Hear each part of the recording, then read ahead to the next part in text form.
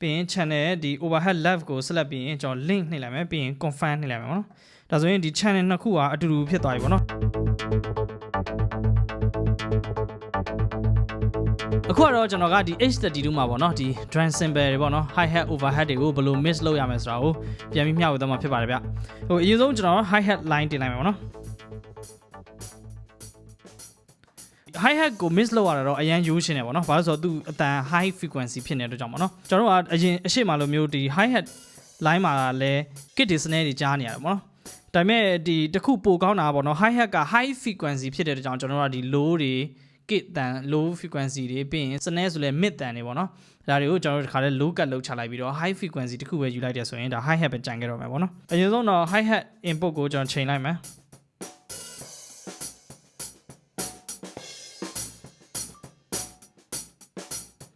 ဟုတ်ပြီးရင်ကျွန်တော် low cut လုပ်ပြင်မှာပေါ့နော်ဒီမှာမြင်နေရတဲ့အတိုင်းဒါကတော့ high hat ပေါ့နော် high frequency ပေါ့နော်ဒီဘက်မှာမြင်နေရတာတော့ဒါ kit နဲ့ snare နဲ့ပေါ့နော်ကျွန်တော်တို့ low cut လုပ်ချမယ်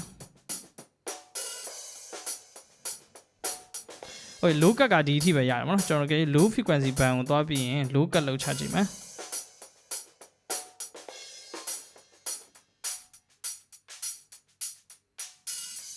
ဟုတ်ဒါဆိုရင်တော့ဒါ high frequency only ပဲကြံခဲ့တဲ့အတွက်ကြောင့်ဒါ kit တွေ snare တွေတော့တော်တော်လေးရှင်းသွားပြီပေါ့နော်ပြီးရင်တော့ကျွန်တော်hi hat မှာတော့ gate တွေပါတွေထည့်လို့မရဘူးပေါ့နော်ပြီးရင်ကျွန်တော်ဒါ compress ဆက်လုပ်မယ်ပေါ့နော်ပြီးရင် hi hat ဖြစ်တဲ့ကြောင့်ကျွန်တော်တို့ဒီ transient ပေါ့နော်ဖြတ် tag ဆိုတဲ့အတန်လေးကတအားမြန်တယ်ပေါ့နော်ဖြစ်လာတာလည်းမြန်တယ်ပြန်ပြတ်သွားတာလည်းမြန်တယ်ပေါ့နော်အဲဆိုဒီကောင်တွေကိုအမိအရာဖမ်းနိုင်ဖို့ဆိုရင်ကျွန်တော်တို့ဒီကောင်အမြန်နိုင်ဆုံးပေါ့နော်ဒါ0 attack နဲ့ကျွန်တော်တို့ compress ဖိမှာပဲမိမယ်ပေါ့နော်ဆိုတော့တစ်ချက် compress လုပ်ကြည့်မယ်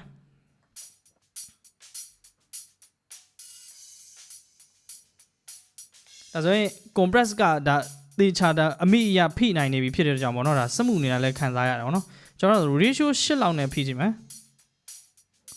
okay ratio 10လောက် okay ဒါ original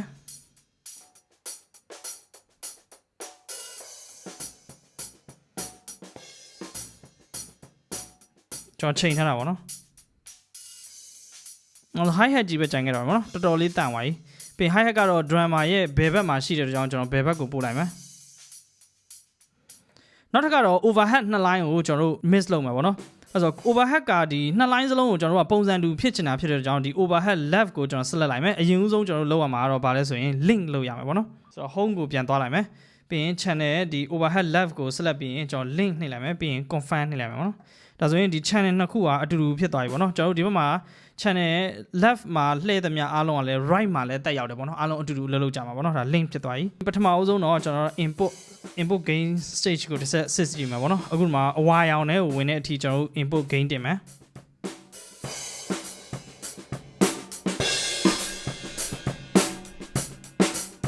โอเคပြီးတော့ကျွန်တော် overhead တွေကိုလည်းကျွန်တော် low cut လုပ်ချမှာပေါ့နော်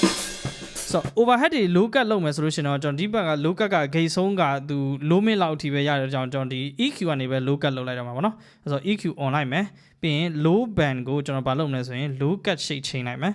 ပြီးရင်ကျွန်တော် low cut လုပ်ချမယ်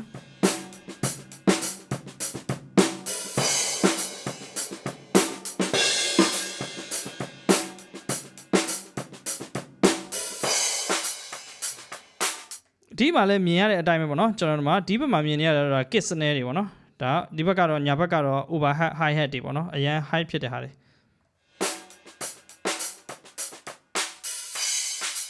အဲ့တော့ overhead ကတော့ jang နဲ့ဆိုတဲ့အတိုင်းအဓိကယူတာပေါ့နော်ပြီးတော့နည်းနည်းစူးရှနေတာဖြစ်တဲ့ကြောင့်ကျွန်တော်ဒီ high mid ထဲမှာပေါ့နော် gain တင်ပြီးတော့ကျွန်တော်နည်းနည်းတစ်ချက်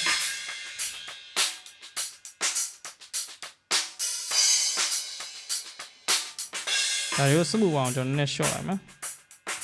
ပြီးရင် high end တွေကိုကျွန်တော်နည်းနည်း boost လုပ်ကြည့်လိုက်မယ် bright ဖြစ်သွားမှာနော် okay ဒါဆိုရင်တော်တော်လေးကောင်းနေပြီပေါ့နော်ဒါ original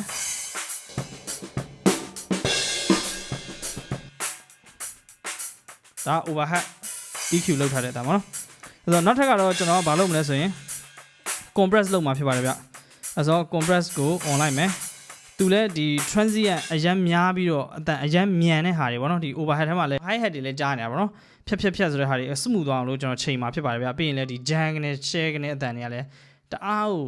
ဟိုစူးတယ်ပေါ့နော်ဒါတွေကိုစမှုသွားအောင်လုပ်ဖို့ဆိုရင်ကျွန်တော်ဒီမှာ compress မှာကျွန်တော် attack တိုင်းကို fast attack နဲ့ကျွန်တော်ချိန်ပါပေါ့နော် ratio ကတော့ခုနလိုပဲခွန်လောက်ထားလိုက်မယ်ခုန10မှာခွန်10လောက်ထားလို့ရပါပေါ့နော်10လောက်လည်းရတယ်ပြီးရင်ကျွန်တော် attack တိုင်းတွေကိုမြန်ဖို့လိုတယ်ပေါ့နော်မြန်မယ်ပြီးရင်တော့ကျွန်တော် threshold ဖိချမှာဖြစ်ပါတယ်ဗျ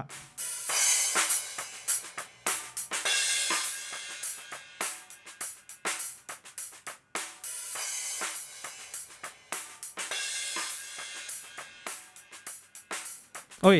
ပြီးတော့ကျွန်တော်အတန် output တိုးနေတော့ကြောင့် output gain ပြန်တင်မှာပေါ့နော်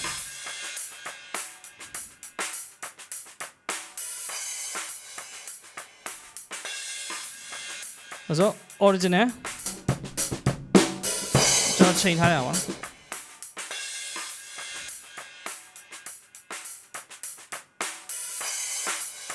original โอเคတော်တော်လေးကောင်းပါပြီဗောနော်